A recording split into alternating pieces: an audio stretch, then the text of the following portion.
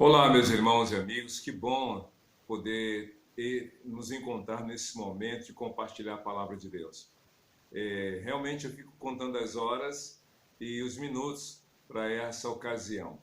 Tem sido algo muito edificante para mim, eu creio, e assim também oro com você, com a sua família, com seus colegas e amigos, com quem você compartilha esta palavra. E é interessante porque a palavra de Deus é viva e eficaz. O escritor da Carta aos Hebreus compara a Bíblia como algo mais eficaz do que espada de dois gumes. Eu não sei se você já teve o privilégio de ver uma faca de dois gumes, mas de um gume você já viu e tem visto constantemente. A faca de um gume quer dizer que ela só tem um lado cortante, mas a faca de dois gumes ela tem os dois lados cortantes e ela é mais letal. Por isso que os soldados usavam em suas batalhas, corpo a corpo, espadas de dois gumes, ou seja, para provocar uma ferida maior. Então o escritor bíblico diz que a palavra de Deus é mais penetrante do que espada, ou mais eficaz do que espada de dois gumes, porque ela penetra até a alma, fazendo divisão entre alma e espírito. Mas só que tem um detalhe muito interessante. Enquanto que o soldado usa ou usava a espada de dois gumes para ferir e até mortalmente o seu adversário, o seu inimigo, Deus usa a sua palavra para trazer vida, para trazer esperança, para trazer amor, para falar de perdão, de salvação. Então, o poder da palavra é muito superior ao poder da arma que um soldado usava. A diferença é que o soldado usava para matar o seu oponente e Deus usa a palavra dele para promover a vida. Jesus mesmo falou isso em João capítulo 6, que a palavra dele é espírito e vida. Ou seja, Deus veio trazer a vida através da palavra de Jesus. E o próprio Paulo falou isso em Romanos 10, 17, porque a fé vem pelo ouvir e ouvir a palavra de Cristo. Então, nós estamos trilhando esse caminho pavimentado pelos salmos, são 150 salmos, e tem sido algo muito interessante nós meditarmos. Pode ser que você já tenha dito assim, mas eu conheço muitos salmos, conheço Salmo 23, Salmo 91, não há nada de novo. Sem dúvida alguma, sempre há algo de novo. Ainda que você, fazendo uma comparação, você pode olhar na sua despensa, que lá tem o arroz, tem o feijão, tem os alimentos que você já conhece, mas todo dia você dele se alimenta.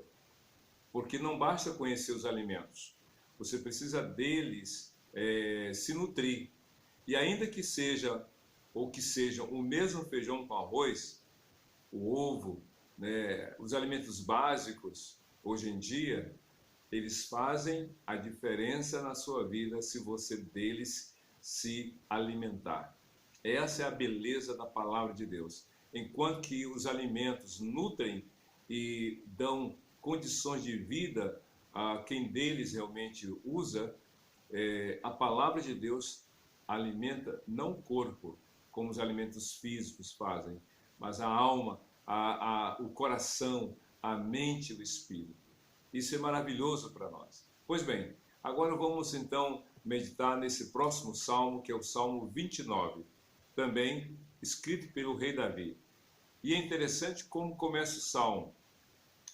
É um dos poucos salmos que não começam com um apelo, com uma súplica, com um pedido, com realmente um clamor ao Senhor.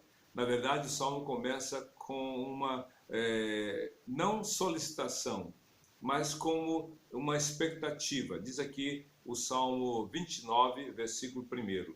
Atribuam ao Senhor, ó seres celestiais, atribuam ao Senhor glória e força. Numa outra tradução diz assim, tributai ao Senhor. Na verdade, esse atribuir ao Senhor, aos seres celestiais, a glória e força, não é dar para o Senhor glória e força, porque Deus é Deus. Já falei para vocês e repito que Deus, na verdade, não é um nome, é um título.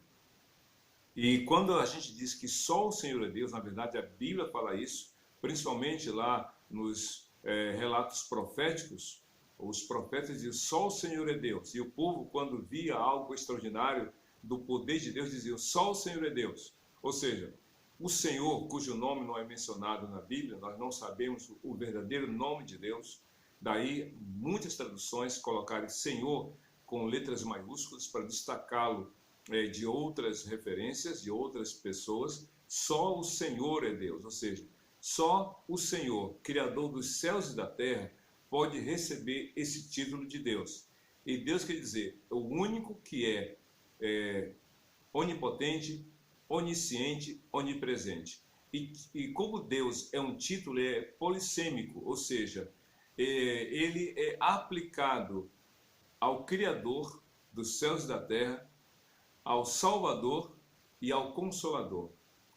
Quando se fala que o Criador, que o Deus Pai, né, quando a gente diz que Ele é Deus, estamos dizendo que Ele tem todo o poder, Ele é onisciente, onipresente, onipotente. Jesus, sendo Deus, e de fato Ele tem todo o poder, Ele é onisciente, onipresente, onipotente. E o Espírito Santo, sendo Deus, de fato Ele é também onipotente, onisciente, onipresente. Então a gente vê a manifestação da Trindade ao longo de toda a Bíblia. Mas voltando aqui para o Salmo 29, quando o salmista diz, atribuam ao Senhor glória e força, não está dizendo que os anjos, porque seres celestiais aqui é uma referência aos anjos que foram confirmados na obediência.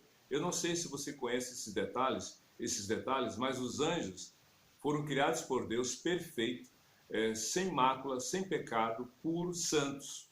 Porém, foram colocados num período probatório. Dentre esses que foram criados, Deus escolheu colocar Lúcifer, que assim é atribuído o nome desse líder dos anjos. A ele recebeu, ou foi dada a atribuição de adorar a Deus e levar todos os demais a cultuarem ao Senhor. Eu até recomendo que você leia nessa sequência, Isaías capítulo 14 e Ezequiel capítulo 28. Ali nessas duas passagens há uma referência indireta sobre como Lúcifer, portador de luz, aquele que era o líder na adoração do Senhor, se tornou opositor, diabo e também Satanás e também acusador. Pois bem, antes da queda, todos, tanto nos céus quanto na terra, adoravam o Senhor. Porém, quando Satanás se opôs a Deus, tentou tomar o lugar de Deus, e aí ele conseguiu envolver uma terça parte dos anjos nesse propósito maligno, Satanás e os demônios e os anjos foram expulsos dos céus.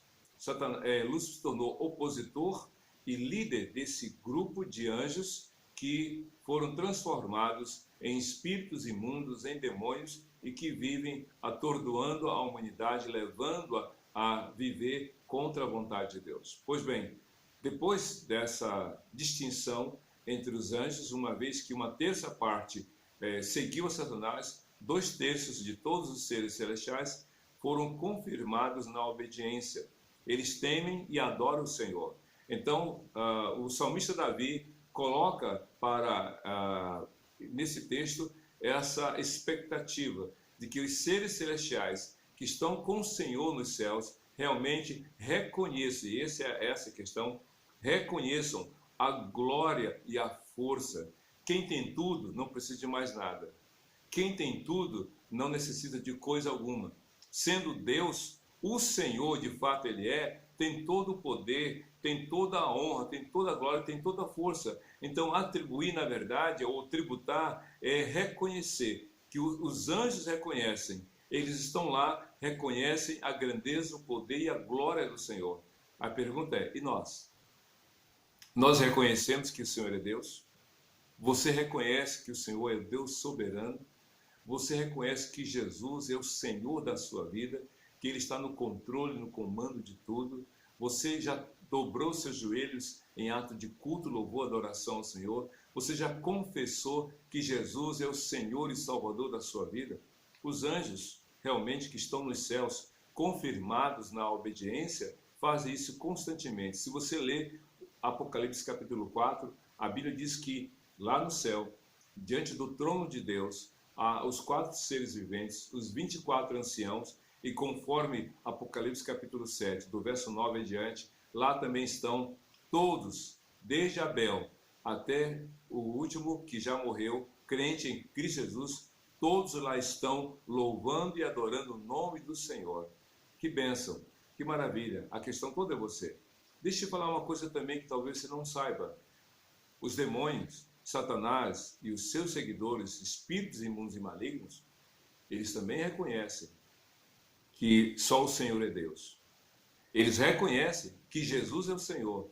Se você ler, e eu recomendo, nos 4 evangelhos principalmente, todas as ações, todas as manifestações malignas, todos os demônios tremeram diante da presença de Jesus. Se você ler, por exemplo, Marcos capítulo 5, você vai descobrir ali que quando Jesus colocou o pé na terra dos Gerazenos, havia um homem que tinha 6.000 demônios atormentando dia e noite. Ele vivia, digamos assim, de uma esquizofrenia espiritual, uma vez que havia 6.000 demônios atormentando, 6.000 personalidades, já que o nome dele era Legião, e uma legião de soldados romanos era composta de 6.000 soldados. Então a gente imagina 6.000 demônios dia e noite atormentando aquele homem que andava nu pelos sepulcros, cemitérios, urrando feito animal e também se ferindo com pedras. Quando Cristo colocou os pés naquela areia, daquela região, depois que atravessou o mar de Tiberíades,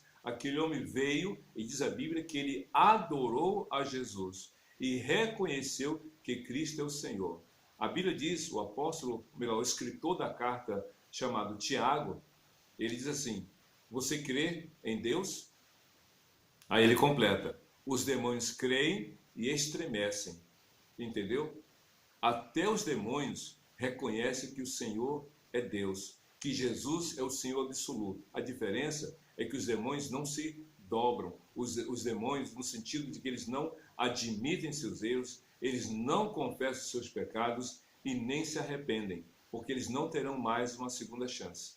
Como anjos, eles estão caídos, estão destinados ao inferno, conforme Mateus capítulo 24, ou capítulo 25, verso 41, quando Cristo falou sobre o juízo final, ele dirá naquele dia para os incrédulos: apartai-vos de mim, vós, para o inferno, preparado por Deus para o diabo e seus anjos. Ou seja, Satanás e os demônios já estão condenados ao inferno, e aqueles que trilham o caminho da incredulidade, da desobediência, estão seguindo as pegadas do diabo e dos demônios, e com eles também vão para o inferno. Deus não criou o inferno para a humanidade. Foi criada para Satanás e os demônios, mas para lá também vão todos os que permanecem nos seus erros, pecados e incredulidade. Por isso que no Salmo 29, Davi está falando para os anjos que estão nos céus: reconheçam, atribuem ao Senhor, ou tributai ao Senhor glória e força. E aí no verso 2, atribuam ao Senhor a glória que o seu nome merece. Adorem o Senhor no esplendor do seu santuário. Davi está falando do céu, da glória eterna. Na presença do Senhor, os anjos curvam a sua cabeça e adoram o Senhor. Se você ler, eu recomendo ainda Apocalipse capítulo 4, João teve a visão da glória celestial, e diz a Bíblia que quando os anjos diziam e glorificavam a Deus, que o Senhor é o único digno de receber todo louvor e toda honra e toda glória, diz lá no Salmo, ou melhor, Apocalipse capítulo 4, que os 24 anciãos tiravam as suas coroas da cabeça e colocavam sobre os pés do Senhor, dizendo: só o Senhor é Deus. Reconheçam, tributai ao Senhor, reconheçam que só o Senhor merece realmente a glória. Só o Senhor. Eu li agora há pouco, lá no livro de Isaías, capítulo 48, que Deus não divide a glória dele com ninguém. Deus não divide a glória dele com ninguém. Deus divide com a humanidade o seu amor, a sua graça, a sua bondade, a sua palavra, a sua misericórdia. Ele nos concede isso em Cristo Jesus. Mas Deus não divide a glória dele com ninguém. Se você ler Atos capítulo 11, capítulo 12, você vai ver ali uma história muito triste. Herodes, o rei dos judeus naquela região, ele manda matar Tiago, apóstolo de Jesus, e o povo gosta. Diz a Bíblia que então ele se prepara para matar Pedro, mas Deus manda um anjo e Pedro é liberto da prisão. Mas o que acontece? Herodes fica revoltado com aquela prática e então ele vai para a região da Idumeia e ele vai ter uma audiência pública. E ele se assenta no trono com roupas celestiais, ou melhor, com roupas reais. E aí, quando ele fala, sabe o que acontece? Todas as pessoas que o ouviram disseram: esta é a voz, não é a voz de um homem, mas a voz de Deus, a voz de um Deus. E aí diz a Bíblia que Deus o matou, porque ele não deu glórias a Deus, e comido de vermes pereceu. Sabe o que quer dizer isso? Que Deus não divide a glória dele com ninguém. Se você bate no peito, se você acha que é o tal, que você, porque pode, porque tem, é o melhor, humilha os outros, quer subjugar os outros, e ainda mais se levanta os olhos para os céus, dizendo que você é o dono de tudo, da sua vida, Deus não divide a glória dele com ninguém. Tributai ao Senhor. Reconheçam que o Senhor merece toda a honra e toda a glória, e tão somente a Ele. Mas a partir do verso 3 do Salmo 29, o escritor, o salmista Davi, começa a falar de uma coisa muito interessante. Ele fala da voz do Senhor. Olha só no verso 3 do Salmo 29. A voz do Senhor ressoa sobre as águas. O Deus da glória troveja. O Senhor troveja sobre as muitas águas. Eu não sei se você já ouviu falar em teofania. Teofania é uma expressão usada na teologia para se referir à manifestação de Deus na natureza. Ou seja, a natureza manifesta, ou melhor, a natureza se comove, ela é alterada, ela é modificada, ela, entre aspas, denuncia a presença de Deus. Teofania é quando a natureza se mobiliza para evidenciar a ação de Deus. Se você ler, por exemplo, no livro de Êxodo, capítulos 19, 20 e 21, você vai ver ali que quando Moisés subiu ao monte para falar com o Senhor, os hebreus que ficaram distantes, eles viram as nuvens cobrindo aquele monte, o Monte Sinai, eles ouviram os trovões, eles viram os raios, a terra tremeu e eles se apavoraram. Essas ações na natureza, trovões, relâmpagos, nuvens densas, a terra estremecendo, é uma teofania, ou seja, a natureza revelando a manifestação de Deus. Deus está sempre presente, mas tem hora que ele deixa claro que ali ele está, não deixando nenhuma dúvida de que ele está presente. Então Davi faz uma exaltação à voz do Senhor. E são muitas coisas a ser ditas que eu vou aqui resumir. Ele fala assim, a partir do verso 4, a voz do Senhor é poderosa, a voz do Senhor é majestosa, a voz do Senhor quebra os cedros, o Senhor despedaça cedros no Líbano, ele faz o limo saltar como bezerro, o Sirion como um novilho selvagem, a voz do Senhor corta os céus, com raios flamejantes, a voz do Senhor faz tremer o deserto, a voz do Senhor faz tremer o deserto de Cádiz, a voz do Senhor retorce os carvalhos e despe as florestas. Veja só que tanta coisa fala sobre a voz do Senhor. Deus é poderoso e quando ele se manifesta, ele não deixa dúvida. As pessoas se assustam, mas isso é para provar realmente que Deus é soberano e Senhor. Não duvide da presença de Deus. Ao contrário, reconheça que só o Senhor é Deus na sua vida. Mas é outra coisa, se a voz do Senhor assusta pela sua mobilização, pelas ações que ela provoca na natureza, pelas coisas que ela provoca nos rios, nos mares, nas árvores, nos céus e na terra, o salmista Davi fala tudo isso para dizer que o Senhor está no controle e de modo soberano reina sobre todas as coisas. A voz do Senhor assusta, mas assusta para quem tem medo. É por isso que no verso 9 de Salmo 29 diz assim: a voz do Senhor retorce os carvalhos e despe as florestas. Mas no final do verso 9 diz assim: e no seu tempo todos clamam glória. Ou seja, a voz do Senhor pode provocar medo, terror e pavor para aqueles que não creem. Mas para aqueles que creem, eles dizem glória. Os anjos no céu, quando estão percebendo o agir de Deus, eles dizem glória. E nós aqui precisamos glorificar o nome do Senhor quando Ele age na nossa vida. Vamos dar glórias ao Senhor. E os versos 10 e 11 do Salmo 29, com os quais o salmista finaliza o texto, diz assim: o Senhor assentou-se soberano sobre o dilúvio, o Senhor reina soberano para sempre. O dilúvio já passou. Davi está fazendo a referência a um fato histórico. O dilúvio veio sobre a face da terra na época de Noé. Muitos, toda a humanidade morreu, excetuando-se Noé, sua esposa, os 3 filhos e as suas 3 noras. O dilúvio veio, durou 40 dias e após mais de um tempo ficaram na arca, mas o dilúvio passou. E quando passou, sem dúvida alguma, Noé e toda a sua família glorificou ao Senhor. Cada um deles glorificou o Senhor. Eu creio que essa quarentena vai passar. E quando passar, meu querido, reconheça o poder de Deus. Enquanto você está comigo, com todos, nessa quarentena, a gente vai ver Deus agir. Ele já está agindo, mas reconheça que só o Senhor é Deus.